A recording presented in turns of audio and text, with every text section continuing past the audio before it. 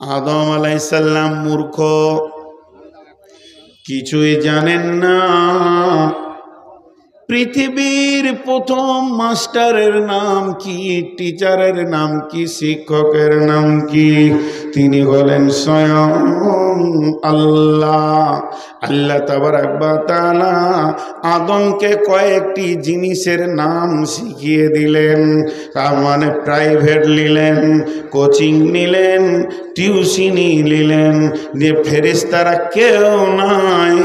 আল্লাহ বলেন আদম এটার নাম আলু, এটার নাম পেঁয়াজ, এটার নাম আদা, এটার নাম রসুন, এটার নাম আপেল, এটার নাম আঙ্গুর, এরকম বেশ কিছু মালের নাম বললেন। আদম একদিন ক্লাস করলো, কিছুটা শিক্ষা লোড হয়ে গেল, জ্ঞানের আলো আদমের ভিতরে ঢুকে গেল। এরপর আল্লাহ ফেরেশতাদেরকে ডাকলেন, মালগুলোকে সামনে রেখে আল্লাহ বললেন ইয়া আদামা আম্বিউনি বিআসমাই হাউলাই, এই জিনিসগুলির নাম তুমি জানো কি? তো বলো।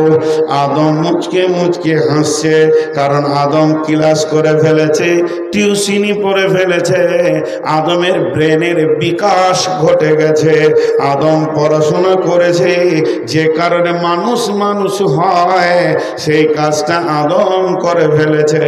এবার আল্লাহ বলছেন হে ফেরেশতার দল, তোমরা একবার এই মালগুলোর নাম বলো। ফেরেশতারা মাথা নাম করে দিয়েছে, কারণ তাদের ক্লাস হয়নি।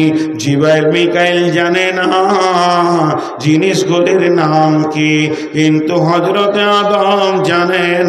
আদম যখন একটা একটা একটা করে নাম বলে দিলেন, তখন ফেরেশতাদের মাথা নেমে গেল, আর আদমকে আল্লাহ ওপরে সম্মানে বসিয়ে দিলেন। এর জন্য আল্লাহ কোরআনে বলেছেন হালিয়াস্তাবিল্লাযীনা ইয়ালামুন ওয়াল্লাযীনা লা ইয়ালামুন। একজন জাননেওয়ালা আর একজন না জাননেওয়ালা কোনোদিন সমান হতে পারে না।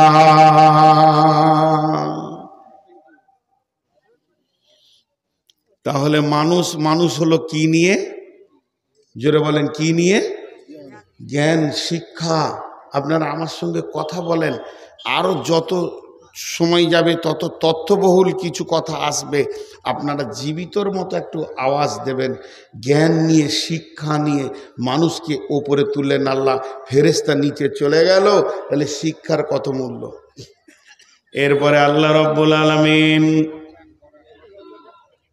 শিক্ষাকে এত মূল্যবান দিলেন,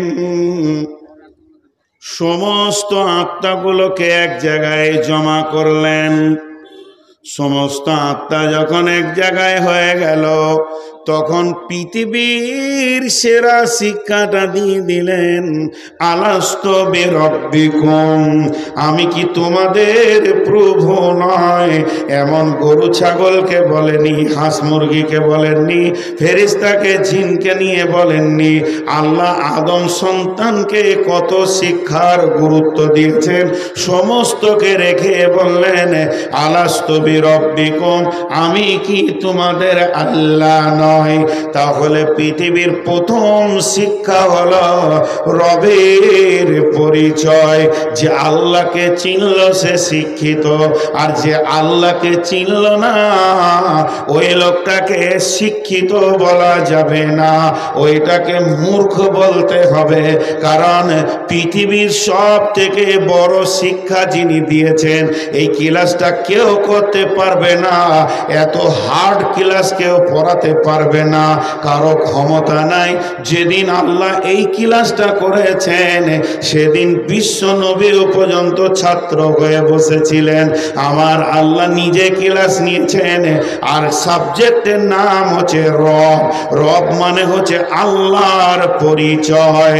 তাই আল্লাহ সেদিন পরিচয়টা দিলেন বিশ্ব মানবকে সামনে রেখে, এবং ওটাই হলো শিক্ষার শুরু, ওটাই হলো শিক্ষার শেষ, এবং ওই শিক্ষার ভিতরে কামিয়াব আছে। আলাস্তু বিরব্বিকুম ক্বালু বালা।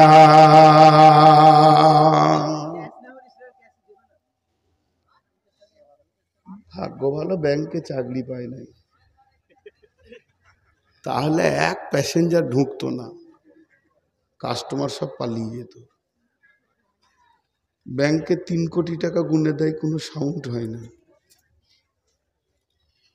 জি, আপনারা আমার দিকে ধ্যান দেন। আল্লাহর ওয়াস্তে দিয়ে হাতগুলোকে ভিখারির মতো করে বলছি, 10টা মিনিট টাইম দেন, তত্ত্ববহুল 4টা কথা বলি, বাড়ি চলে যাবেন, আমি একাই থাকব। আমার বিশ্বাস, আমি আমার আল্লাহর উপরে ভরসা করে বলছি, যেখানে কত তথ্য কথা আছে আপনি আমি বুঝবো। শিক্ষার গুরুত্ব তো আমাদের কাছে নাই, শিক্ষা তো আমরা লিনি, শিক্ষাকে উপেক্ষা করি আমরা। আপনারা আমার দিকে তাকিয়ে থাকবেন, কেউ পেছন দিকে তাকাবেন না, সবাইকে মানা করছি। এই চাওয়ালা খুব তাড়াতাড়ি বেরিয়ে যা, নাহলে তোর চায়ের কেতলি শুদ্ধ চলে যাবে, খুব তাড়াতাড়ি। ওই পয়সাটাও নিতে হবে না, কেটে। এত বড় সাহস কি করে হলো, যেখানে ঢুকবে গোটা রোডটাকে মেলা করে রেখেছে। সোজা হাওড়া স্টেশন চলে যাও, প্রচুর লোক চায়ের জন্য দৌড়ে বেড়াচ্ছে, একদম দেখতে না পাই যেন 1 মিনিটের মধ্যে, রাস্তায় চলে যেতে হবে। তাহলে শিক্ষার গুরুত্ব দেখেন কতটা, আল্লাহ কতটা গুরুত্ব দিচ্ছেন। কোন বিরাগী মন উদাসী হীরা গুহার মাঝে, কার বিরহে চোখের পানি ঝরাই সকাল সাঁঝে। ছাড়ল বাড়ি কিসের আশায়, বাঁধল বাসা হীরা গুহায়। ছাড়ল বাড়ি কিসের আশায়, বাঁধল বাসা হীরা গুহায়। কার বিরহে আকুল আশা অন্তরে তার বাজে, কোন বিরাগী মন উদাসী হীরা গুহার মাঝে। কিসের বোঝা বহন্তরে গড়ল তারে যত্ন করে, প্রভু তারে করল বরণ সারা জাহান মাঝে। কোন বিরাগী মন উদাসী হীরা গুহার মাঝে। হঠাৎ হলো জানা জানি, হঠাৎ হলো জানা জানি কানা কানি। আসলো প্রিয়র অসীম বাণী, আঁধার ধরা অজল কল কোরআন নূরের তাজে। কোন বিরাগী মন উদাসী হীরা গুহার মাঝে। বন্ধু, এবার আল্লাহ তাবারাক ওয়া তাআলা তার নবীকে, আখিরি পয়গম্বরকে যখন বিশ্ব নবী বললেন, খাদিজারে, পৃথিবীতে বর্বরতা ছড়িয়ে গেছে, পৃথিবীতে যেন আগাছা হয়ে গেছে, মানুষের কাছ থেকে নিরাপত্তা চলে গেছে, নিজের মেয়েকে নিজে জীবিত ধরে পুঁতে দিচ্ছে রে খাদিজা।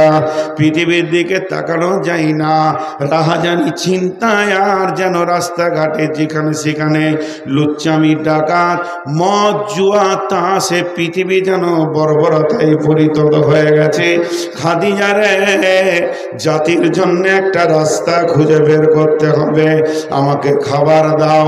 আম্মুজান খাদিজা বলেন, 3 দিনের খাবার রাসূলের 7 দিনে শেষ হয়নি, 1 দিনের খাবার 3 দিনে শেষ হয়নি। বিশ্বনবী গারে হিরাতে কাঁদছেন জাতিকে বাঁচানোর জন্যে। ওই জাতি কোন রাস্তায় গেলে, কোন আলোটা পৃথিবীতে আসলে এই অন্ধকার বর্বরতা দূর হবে।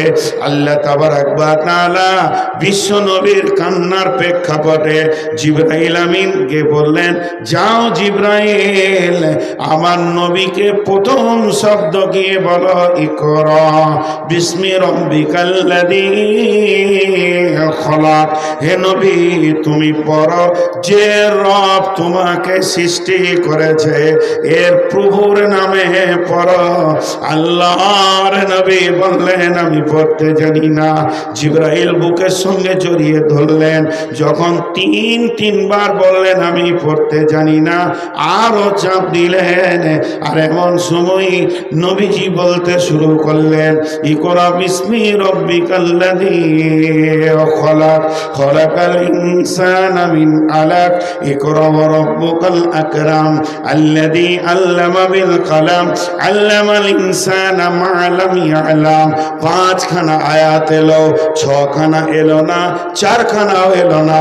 প্রথম আয়াত পাঁচখানা এলো পৃথিবী আলো করার জন্যে। পাঁচটা আয়াত এলো কেন?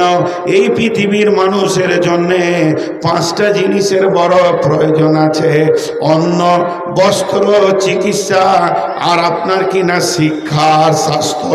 এই পাঁচটা জিনিসকে আমার রব প্রথম দিয়ে পাঠালেন এবং বিশ্ব মানবের কল্যাণের জন্যে প্রথম শব্দ দিলেন পর।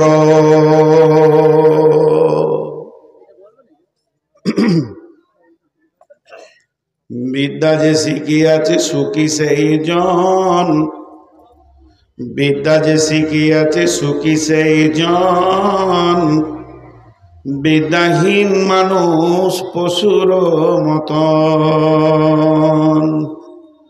শৈশবে বিদ্যা শিক্ষা করিবারে কাল, একালে না শিখিলে বিদ্যা পরকালে ঘটিবে জঞ্জাল। তাই বলি অগ শিশু এখনো হইতে, যতন কর গো তোমরা বিদ্যা শিখিতে। গরিব দুঃখীর বাক্য হলে সুবচন, গরিব ভিখারির বাক্য হলে সুবচন। সাদরে তারে তুমি করিবে গ্রহণ, সম্রাট ধনির বাক্য হলে কুবচন। ঘৃণা ভরে তারে তুমি করিবে বর্জন। সম্রাট সমসুখী সেই ভিখারি, থাকে যদি তার ঘরে আল্লাহওয়ালি নারী। শিক্ষার কত মূল্য, আল্লাহ কত গুরুত্ব দিয়েছেন শিক্ষাকে।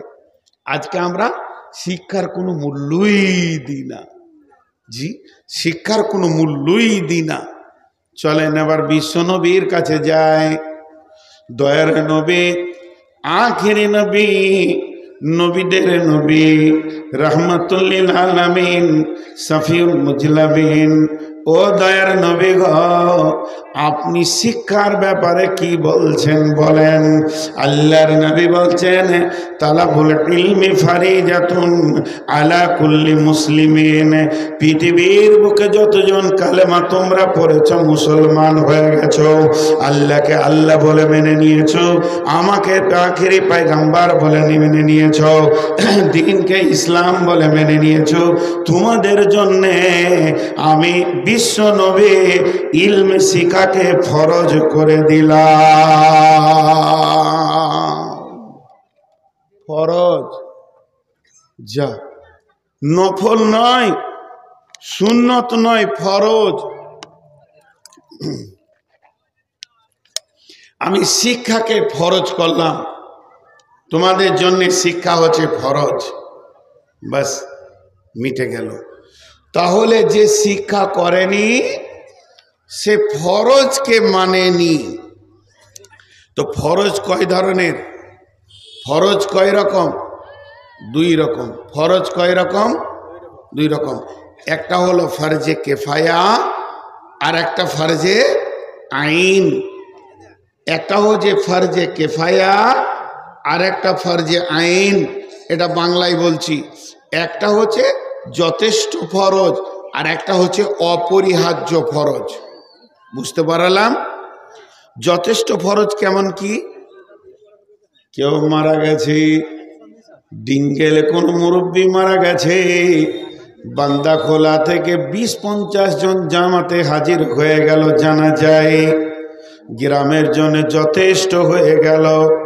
চারিদিকে ধান কাট কাট মারমার কাজে ব্যস্ত, হঠাৎ ফোন আসছে আমার কাছে যে আমার বড় ভাইরা মারা গেছে। ছেলেরা বলছে আব্বা আপনি যান, আমরা কাজে ব্যস্ত, খালুজি জানাজা পড়ে আসেন। আমি একাই গেলাম, পরিবারের জন্য যথেষ্ট হয়ে গেল। সকলকেই জানাজায় যেতে হবে, এটা ফরজে আইন নয়, এটা ফরজে কিফায়া। একজন দুজন 10 জন 20 জন লাশটা দাফন করার মতো হলেই হয়ে যাবে। কিন্তু জোহরের আজান হলে ছেলেরা যদি বলে আব্বা আমরা কাজে ব্যস্ত, নামাজটা আপনি পড়ে আসেন, চলবে না। যতগুলো বালেগ বালেগা আছে এবং যারা মুসলমান কালেমা পড়েছে প্রত্যেককেই জোহরের নামাজ পড়তেই হবে। এটাকে ফরজে আইন বলে। ফরজে আইন মানে অপরিহার্য ফরজ। অতএব এখানে কাউকে তুমি যাও আমার জন্য হয়ে যাবে চলবে না, তবে জানাজাই চলবি। নদিয়ার লোককে একটা কথা জিজ্ঞেস করছি, সবাই একবার আল্লাহর হস্তে মুখটা খুলবেন। আপনাদের দিকে জানাজাতে বেশি গুরুত্ব দিয়ে নামাজিরা যায়, বেনামাজিরা যায় না ফরজ নামাজে যায়? বেশি যায়। হ্যাঁ, বসে বসে বিড়ি খেয়েছে, জোহরের নামাজ হচ্ছে অসুবিধা নেই, দিয়ে জানাজায় ধরে নিলে ওগুলোকে মেরে বের করে দেবেন, নাইলে ও মুর্দা বা নেকি পাবে না, ঘুরিয়ে ভেজাল হবে, দোয়া কবুল হবে না। এগুলো বদমাস। তো যাই হোক, ওটা আমার বিষয় নয়। তাহলে শিক্ষাটা কি, কোন ফরজ? শিক্ষাটা কি ফরজে আইন, অপরিহার্য ফরজ, না ফরজে কিফায়া? 2-4 জন হলেই হবে। জি ভাই, অপরিহার্য ফরজ। তাহলে সবাইকে মৌলবি হতে হতো। শিক্ষা হলো ফরজে আইন, আবার ফরজে কিফায়া। শিক্ষা হচ্ছে ফরজে আইন, আবার ফরজে কিফায়া। ফরজে কিফায়া কি? এলাকাতে গ্রামে 2 জন 5 জন আলেম হলেই হয়ে যাবে। সবাইকে পাস করে সে সিত্তা পরে মৌলানা হতে হবে, এটা ফরজে আইন নয়, এটা ফরজে কিফায়া। এটা যদি ফরজে আইন হতো তাহলে পাবলিকরা জাহান্নাম চলে যেত, একজন জান্নাত পেত না। অতএব আলেম হওয়াটা ফরজে কিফায়া। 1 জন 2 জন 20 জন এলাকায় আলেম হলেই চলবে। কিন্তু এমন 2টি শিক্ষা আছে, এই 2টি শিক্ষাকে প্রত্যেকটা মানুষকে শিখতেই হবে। তাতে যেমন জোহরের নামাজ প্রত্যেককেই পড়তে হবে, ওই রকম প্রত্যেককে শিখতেই হবে। যদি না শিখে তো কাবিরা গুনাহ হবে। সেটা কি? এই যে দেখছেন হলার, হ্যাঁ, সাইজ কত, কয় ইঞ্চি হবে? 2 ইঞ্চি 2.5 ইঞ্চি। খুব মানলাম বড় যাদের তো 2.5 ইঞ্চি 2 ইঞ্চি, ঠিক না ভুল? কুইন্টলের গরু ঢুকে গেছে, সাংঘাতিক ব্যাপার। এ হলার যে কত বড় মজবুত, এতে উঁটও পার হয়ে যায়। যায় কি যায় না? কথা বলে না, যায় কি যায় না? তেমনি শুনেলেন আল্লাহ তাবারক ওয়া তাআলা 2-1টা শিক্ষাকে, 2টি জিনিস শিক্ষাকে ফরজ আইন করে দিয়েছেন। আম্মা জান আয়েশা বলেন, ইয়া রাসূলুল্লাহ, ইয়া হাবিবাল্লাহ, দয়ার নবী আপনি আমাকে পাক হওয়া শিখিয়ে দেন, আমি কেমন করে পাক হব? বিশ্ব নবী বলেন, আয়েশা রে, তোমাকে পাক হতে গেলে শিখতে হবে কি? প্রথমে তুমি রুজিকে পাক করো। কাপড় চোপড় যদি ময়লা হয়, না পাক হয়ে যায়, সাবান দিয়ে ধুলে পাক হয়ে যাবে। কিন্তু রুজিতে যদি হারাম ঢুকে যায় রে আয়েশা, তাহলে কি হবে? তার থেকে মাংস হবে, রক্ত হবে, হাড় হবে।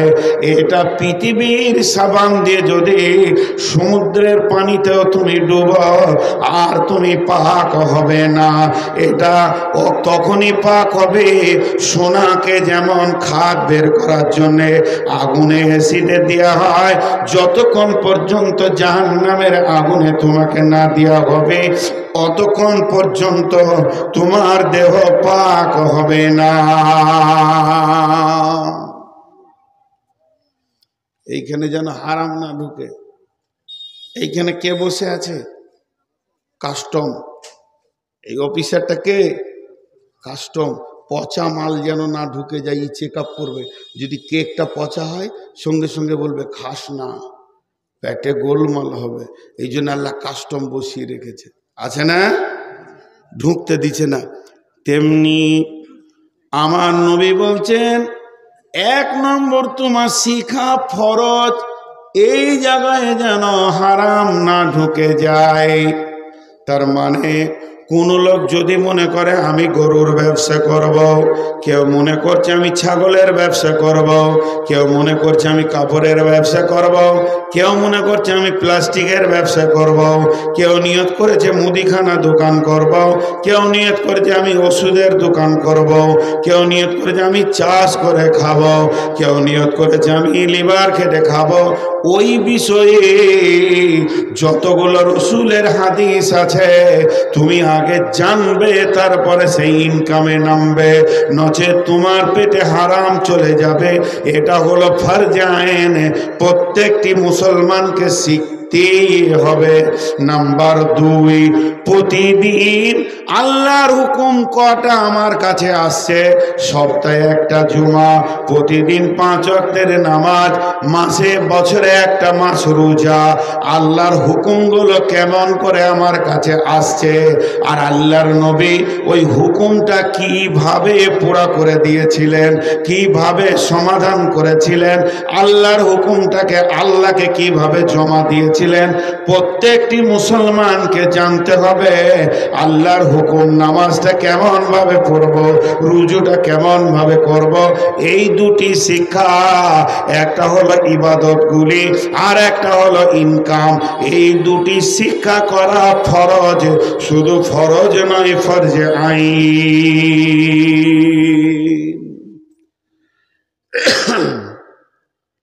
এর জন্য বিশ্বনবী বললেন, উম্মত তালাবুল ইলমি ফরিজাতুন, তোমাদের উপরে ইলমে তলব করা ফরজ, আলা কুল্লি মুসলিমিন। এই দুটা ফরজ অবশ্যই শিখতে হবে। জি, শিক্ষাকে রাসূলুল্লাহ সাল্লাল্লাহু আলাইহি ওয়াসাল্লাম কত গুরুত্ব দিয়েছিলেন। জঙ্গে বদর, মদিনা থেকে 130 কিলো দূর জঙ্গে বদর। বদরের ময়দানে ইসলামের প্রথম যুদ্ধ, 313 জন সাহাবী, প্রতিপক্ষ বেঈমানদের 1000।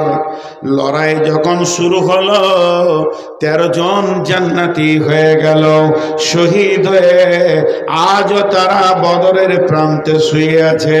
এবার থাকলো 300 জন।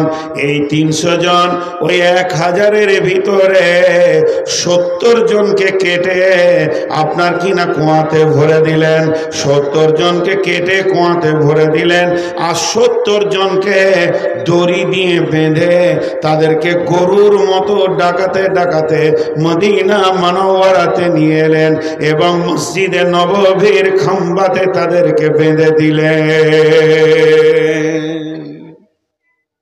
140টা চলে গেল, এখন 860 খানা ভাগা পালেলো কাফের মুশরিক। দেখেন আল্লাহ রসুল শিক্ষাকে কত গুরুত্ব দিয়েছেন। ওরা বাঁধা আছে এইভাবে, হাতকে বুকের সঙ্গে, হাতকে পেছনে দিয়ে মসজিদে থাম্বাতে বেঁধে রেখেছে মুজরিমদেরকে। 70 জন বাঁধা আছে। ফজরের সময় আল্লাহ রসুল আসছেন, তোদের দিকে তাকিয়ে চোখের পানি এলো। কেন? একই থাম্বাতে বাঁধা আছে রসুলের নিজের জামাই আর রসুলের নিজের চাচা আব্বাস, আর বাঁধা আছে রসুলের নিজের জামাই। তো 2 জন বাঁধা আছে। তো ওইটা দেখে আল্লাহ রসুলের চোখের পানি এলো, আরো সবাইকে দেখে পানি এলো। হজরের নামাজ পড়ালেন বিশ্বনবী। নামাজের পর বলছেন, রে আমার সাহাবীরা, এই যে মুজরিমগুলো এসেছে, এরা দিন পায়নি, দিন এখনো বুঝেনি, এদের আক্কেল বিবেক কম, দিনের বিরুদ্ধে লড়াই করতে এসে বাঁধা পড়ে গেছে। এদেরকে যেভাবে বেঁধে রাখা হয়েছে, এদের উঠা বসা করার মতো কোনো ক্ষমতা নাই। তো যদি একবার বাঁধনটা ঢিলা করা হতো তো মানুষগুলো বসতো, পাগুলো ফুলে গেছে, সারা রাত বাঁধা আছে। সাহাবীদের মধ্যে কেউ বলেন, রাসূলুল্লাহ আপনার মন গেলে ছেড়ে দেন, অসুবিধা কি আছে? বলে না, ইসলামে কোনো রকম একচ্ছত্র নাই, মাসোয়ারা করে কাজ করতে হবে, আলোচনা করে। বাঁধনগুলো একটু ঢিলা করা হলো, বসে গেল সবাই। এরপরে বিশ্বনবী বসলেন, সাহাবীদেরকে নিয়ে এদের কি করা যায় বলো, এই লোকগুলোর কি করা যায়, এদের শাস্তি কি দেয়া যায়? একজন এক এক রকম বলছেন। হযরত উমরকে বললেন, নবীজি উমর রে, তোমার মতটা তুমি বলো। হযরত উমর বললেন, ইয়া রাসূলুল্লাহ, ইয়া হাবিবাল্লাহ, আমি উমরের মত, প্রত্যেকটি সাহাবীকে একটা করে তলোয়ার দেন, আর নিজের নিজের আত্মীয় বাঁধা আছে, কারো মামা, কারো চাচা, কারো ভাই, কারো ফুপা, কারো খালু, নিজের নিজের আত্মীয়র গর্দনকে কেটে মাটিতে ফেলে দেয়। এখানে কোনো কনসিডার নাই। এটা উমরের মত হয়ে গেল। এরপরে নবী বলছেন, আবু বকর তোমার মত কি? আবু বকর নরমপন্থী মানুষ।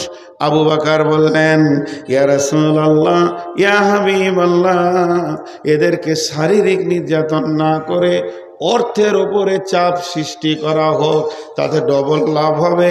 একদিকে তো অর্থের চাপে পড়ে যাবে, ওদের অর্থখানিক ক্ষয় হবে, আমাদের বাইতুল মালে খানিক মাল জমে যাবে, পরবর্তী জিহাদের জন্য আমাদের অস্ত্র শস্ত্র হবে। বিশ্বনবী ফাইসালা দিলেন, রে আবু বকর, তুমি যেটা বলেছো ওটাই হবে। ওদেরকে ঘোষণা করে দাও, বন্দীদেরকে বলে দাও, তোমাদের যার যার আত্মীয় আছে খবর পাঠিয়ে দাও, তারা যেন অর্থ জমা দিয়ে নিজের নিজের বন্দীকে ছাড়িয়ে নিয়ে যায়। সেদিন বিশ্বনবী অনেক কেঁদেছিলেন, হিচকি মেরে মেরে মেরে মেরে কেঁদেছিলেন। কারণ বিশ্বনবীর কাছে একটা গলার হার আসলো। ওই হারটা কার? আম্মাজান খাদিজার। খাদিজার হারটা তার মেয়ে জাইনাবকে দিয়েছিলেন। আর ওখানে জাইনাবের স্বামী বন্দী রয়েছে, যে বেঈমান, ঈমান আনেনি, পরবর্তীকালে তালাক হয়ে গেল রসুলের বেটি।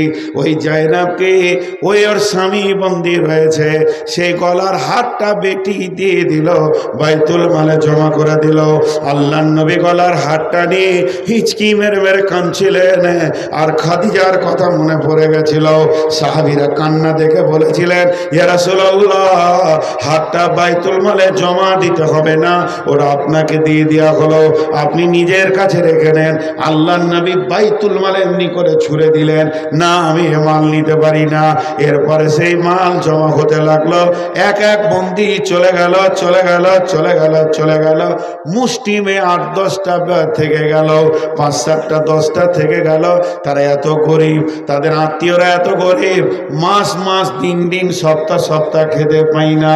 তাদের কাপড়ে, পরনের কাপড় ভালো নাই, গায়ে তেল নাই, অভাবের দুনিয়া। বিশ্বনবী তাদের কাছে গিয়ে বললেন, ও বন্দীগণ, তোমরা বলো তোমাদের কোনো অর্থ সম্পদ আছে কি না? বলে না, নাই। তাহলে কাজ করো, তোমাদেরকে কি তোমরা লেখাপড়া জানো? বলে জানি, আমরা অন্তত অক্ষর জানি, লিখতে জানি, পড়তে জানি। আল্লাহর নবী বললেন, আমার সাহাবীদের ভিতরে যারা নিরক্ষর আছে এদেরকে তোমরা স্বাক্ষর করে দাও, এদেরকে লেখাপড়া শিখিয়ে দাও, তোমাদেরকেও আজাদ করে দিব। তার মানে বিশ্বনবী শিক্ষাকে কত গুরুত্ব দিয়েছে, যে বন্দীকে শিক্ষার বিনিময়ে রেহাই দিয়ে দিয়েছি।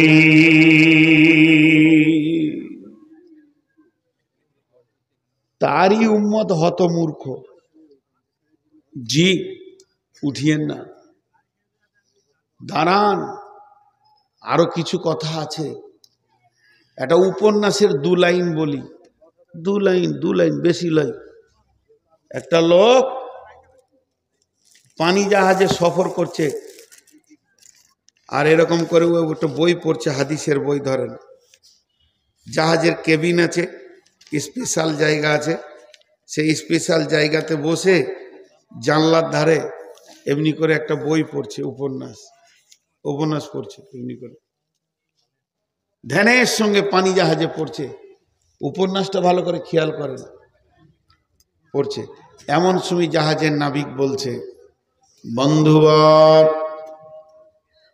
নিয়তির ফায়সালা, আল্লাহর ফায়সালা, আসমানওয়ালার ফায়সালা, জাহাজের নিচের 3টি তলা ভেঙে তছরুপাত হয়ে গেছে, জাহাজ ধীরে ধীরে পানিতে ডুবতে রয়েছে, মাত্র কয়েক মিনিটের ভিতরে সম্পূর্ণ জাহাজটা পানির নিচে চলে যাবে,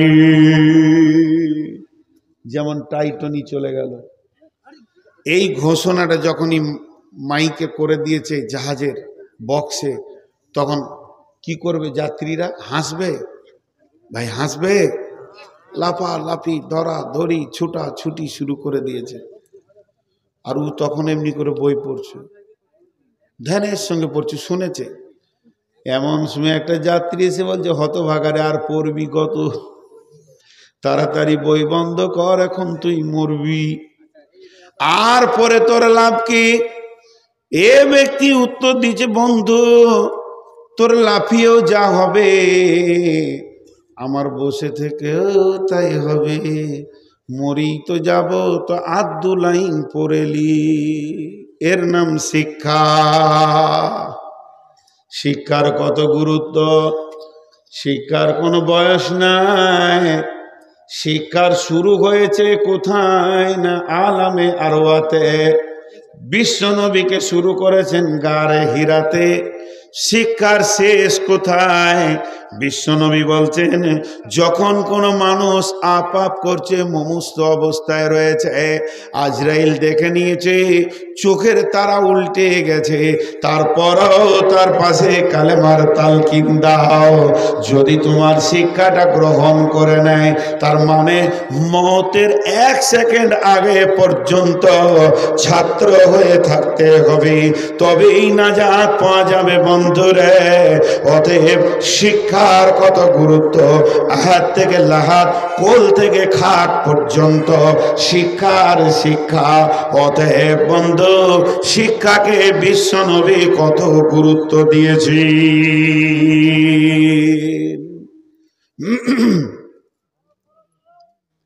আমাদেরও শিক্ষাকে গুরুত্ব আছে। এখন এই যুগের মানুষ যত শিক্ষাকে গুরুত্ব দেয়, তত এর পূর্বে 2-10 বছর আগে ছিল না, খালি মিশন আর মিশন। কিন্তু আসলে আমি ভাবতে পারি না, কিছু জায়গা আমাকে গোলমাল লেগে যায়। হুয়াল্লাযী বা'আসা ফিল উম্মিয়িনা রাসূলাম মিনহুম ইয়াতলু আলাইহিম আয়াতিহি ওয়া ইউযাক্কিহিম ওয়া ইউআল্লিমুহুমুল কিতাবা ওয়াল হিকমা ওয়া ইন কানু মিন ক্বাবলু লাফি দালালিম মুবিন। প্রকৃত শিক্ষা কি এবার আমি বলবো। শিক্ষা কোনটা?